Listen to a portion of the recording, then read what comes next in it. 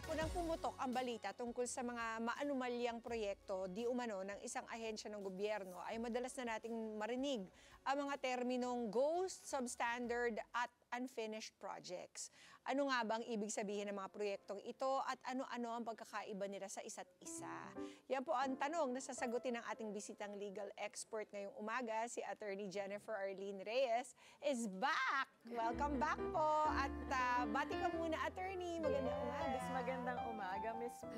And thank you for inviting me again sa inyong show. And magandang umaga sa inyong mga kada. Of course, we have to be aware about this kasi bilyong-bilyong piso ng ating mga hard-earned na kinikita at binabayad sa taxes ang ginagamit ng ating gobyerno para i-fund itong mga proyektong ito. Kaya pag sinabi nating ghost, substandard, unfinished, ano po ba ang pagkakaiba nitong mga ito sa isa't isa? Ayan. Actually po, pag sinabi nating ghost project, itong mga terminong ito, they are closely related to each other. Meaning, maituturing mong ghost project kapag may pondo yung proyekto pero hindi ginawa, or ginawa yung isang bahagi ng proyekto pero hindi tinapos. Largely unimplemented or incomplete yung proyekto, or may ginawa man sila, pero substandard naman ang kalidad, Miss P. Hindi naaayon sa nararapat na quality ng mga government development and infrastructure projects. So, iyang mga yan ay kasama sa terminong ghost projects. Ghost, substandard, at unfinished. Meron po ba, Attorney, na existing na batas para magparusa sa mga ganitong klaseng proyekto? Ayan. So, well, presently po, kapag sinabing kung may batas ba na nagpaparusa sa corruption regarding infrastructure projects, walang specific na batas. Pero, meron po tayong tinatawag na Republic Act 3019 or the Anti-Graft and Corrupt Practices Act kung ang involved po ay mga public officials and even mga private individuals, Ms. P, kung sila ay nakipagsabuatan or in conspiracy with the public officials. Maaari din makasuhan under the revised penal code itong mga contractors na ito.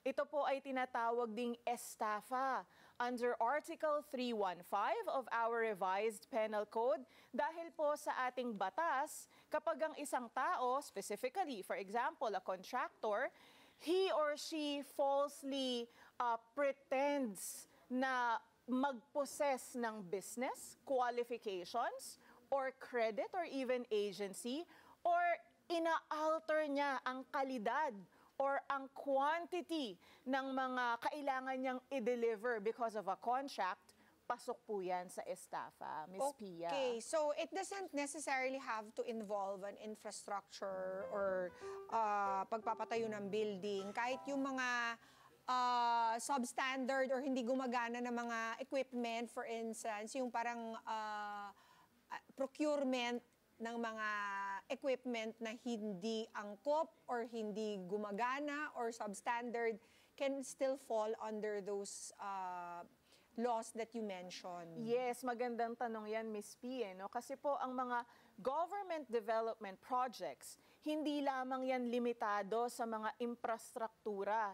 Ito ay kasama rin dito, well, gamot, for instance, gamot, or maybe laptops. Social services, educational services, pati po yung mga, mga paggawa ng kalsada, mga tulay. So, hindi lamang siya limitado sa paggawa ng mga buildings. Okay. Kasi, Attorney, ano ba ang usual na standard operating procedure when it comes to pag ang gobyerno ang gumagawa ng isang proyekto? Halimbawa, from paggawa ng panukalang batas, tapos pag-seek ng budget para dito, hanggang sa completion nito. Ayan, ako, makinig po sana yung inyong mga kada, dahil mahalaga po na malaman nyo yung proseso. So kapag po ang isang proyekto ay binigyan na ng pondo, Yan po ay manggagaling sa Department of Budget and Management. Ngayon po itong ahensyang ito, ibibigay niya na ngayon doon sa ahensya na mag-i-implement. For example, DPWH. Ibibigay yung pondo doon sa central office ng DPWH. Ito naman pong central office, siya namang magbibigay ng pondo doon sa distrito kung saan i-implement yung proyekto. So for example, sa isang location, binigyan na sila ng pondo, kailangan po ay magkaroon ng public bidding ang lahat ng gustong makipagkontrata sa ating gobyerno. Ito po ay ginagampanan ng Bids and Awards Committee. Sila po ang nagsasala, sila ang nag-e-evaluate kung mga qualified ba talaga ang mga bidders na gustong magkaroon ng transaksyon or kontrata sa gobyerno. And after po na Attorney, that's a separate committee ng government din. Yes, yung awards yes. and Lahat po ng ahensya ng gobyerno, meron pong tinatawag na mga Bids and Awards Committee. Sila po ang nag-e-evaluate. within the department. Halimbawa, Yes. kung DPWH, merong Meron awards silang- and bidding committee Yes. within DPWH. And then separate naman po yung para sa DOH at saka sa DepEd. Yes, very good. Tama po yun, Ms. Pia. okay. And kapag na-approve, for example, ang isang qualified bidder, ia-award na sa kanya yung kontrata, i-issuehan siya ng notice to proceed, at kailangan, umpisahan niya na yung proyekto at tapusin niya ng maayos. And may partial payment po yan, no? Kailangan, before ma-fully paid, na-accomplish ng contractor yung proyekto.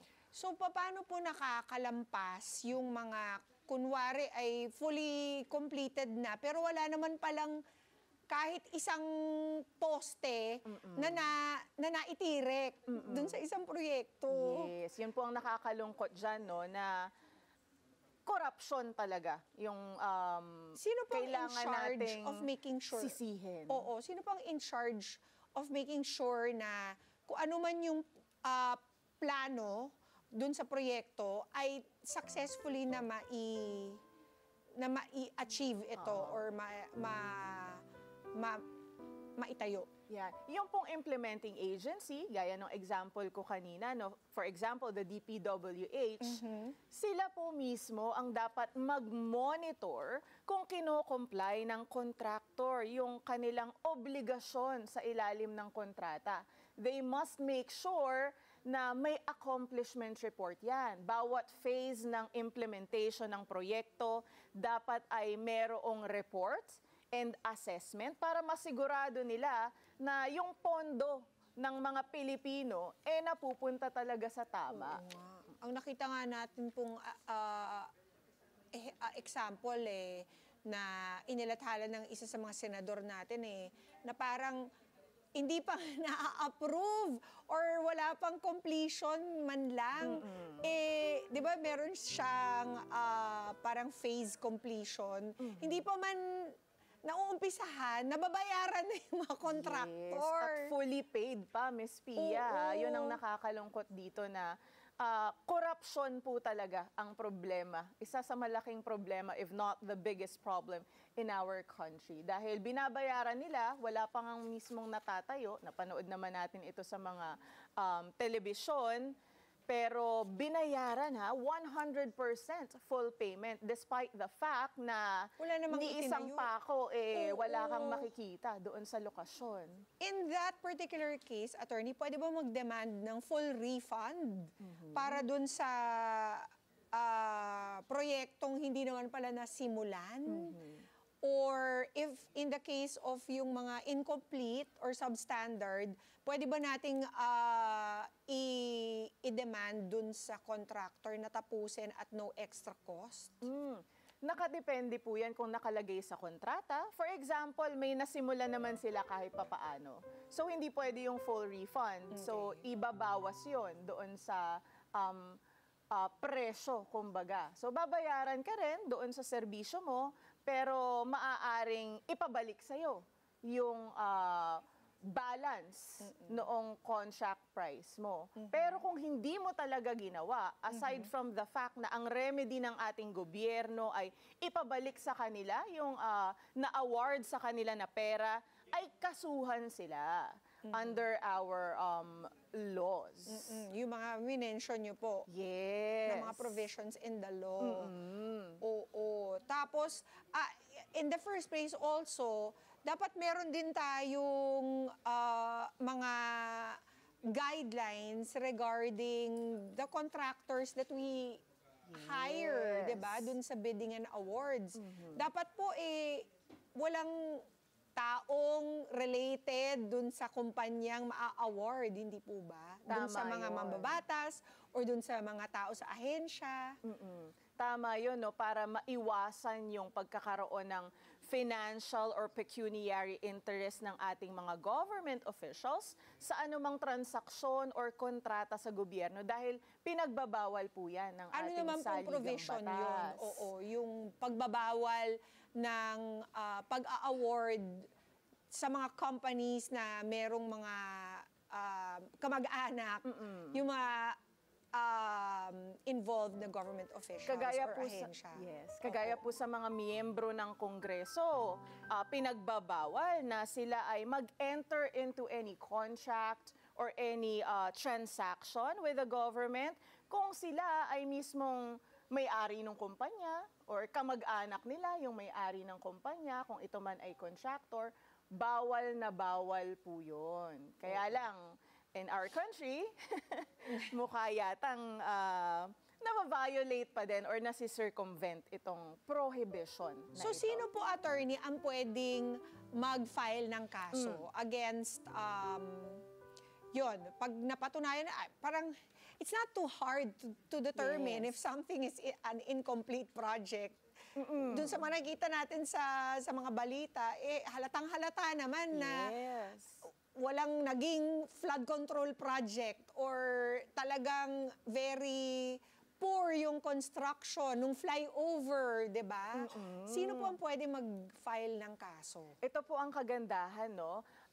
Inaalaw ng batas na kahit sino, kahit pribadong mamamayan po, maaari kayong maghain ng inyong complaint or angal.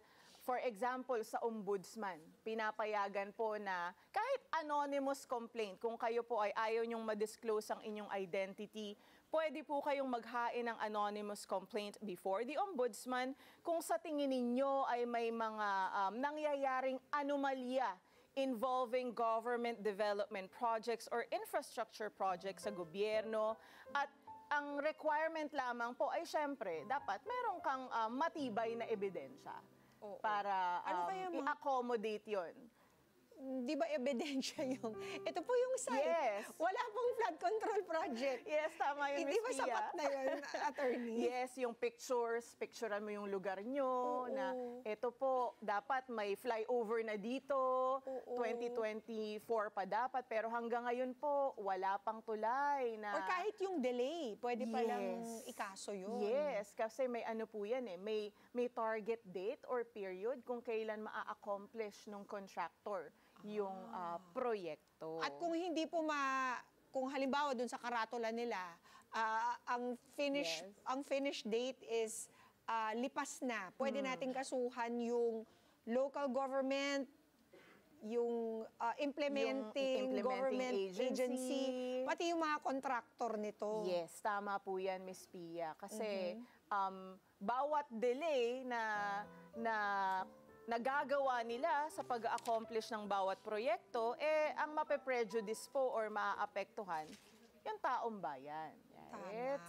At yung mga contractors na dito, sangkot dito, dapat banned na for the rest of their lives. Tama po ba? Yes, actually, Miss P, tama yung tanong mo po, no? Kasi po, under our new Government Procurement Act, specifically sa Section 101 ng nasabing batas, ang isa pong contractor ay pwedeng ma-blacklist perpetually.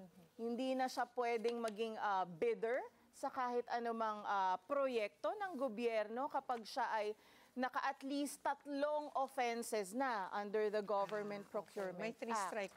Yes. Or kung hindi niya po sinunod yung pagre-repair ng noted defect or damage doon sa proyekto na ginagawa niya within 90 calendar days from the issuance of the order na i-repair niya yun. Sa mga ganoon pong pagkakataon, perpetual.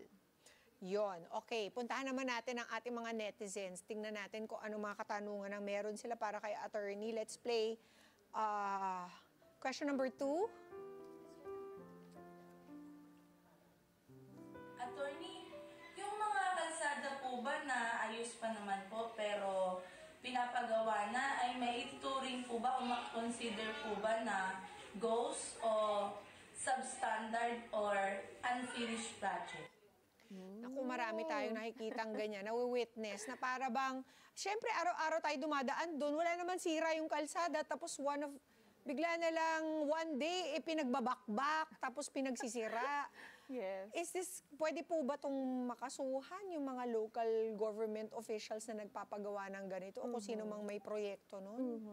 Iyan ang tricky part dyan no? Na medyo nasi-circumvent somehow yung batas. Pero kung binabakbak man nila or sinisira tapos tinatabunan uli itong mga maaayos pa rin naman nating kalsada, kailangan nating i-check kung maganda ba yung kalidad nung ginawa nila. Kasi kung substandard pa rin, yun, papasok yun sa ghost project.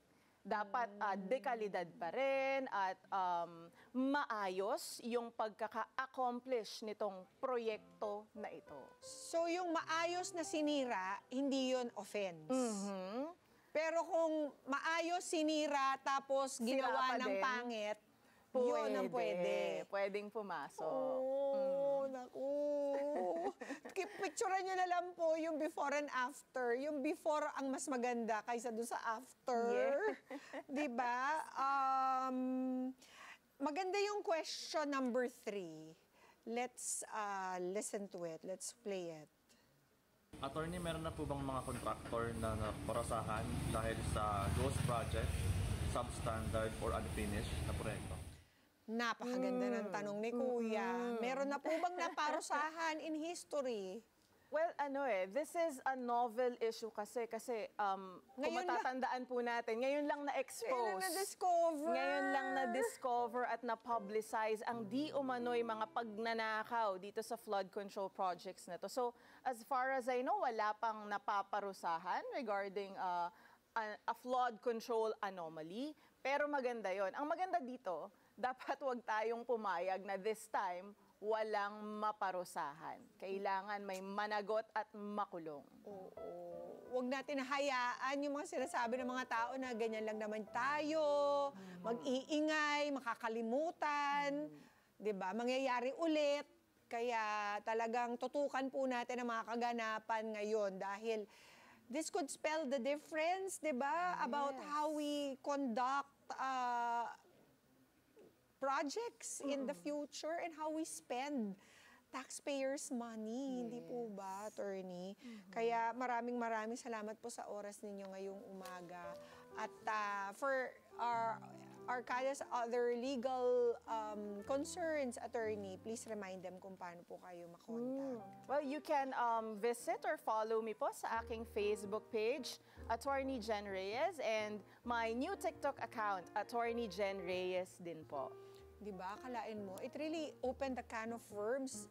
Dito lang sa Luzon, parang over 440 projects yata ang ganitong sitwasyon, either ghost or substandard or incomplete. Kaya, attorney, maraming salamat for Always spending your welcome. Monday morning with us. At mga kada kung tutusin po ay pwedeng maiwasan ang ghost, substandard at unfinished projects. Ang kailangan lang ay gawin na maayos at matapat ng gobyerno at contractors ang kanilang trabaho. Tandaan, lahat po ng mga proyektong ginagawa nila ay dapat para sa kapakanan ng buong sambayanan at hindi lamang po para sa pakinabang ng iilan. Let's get together.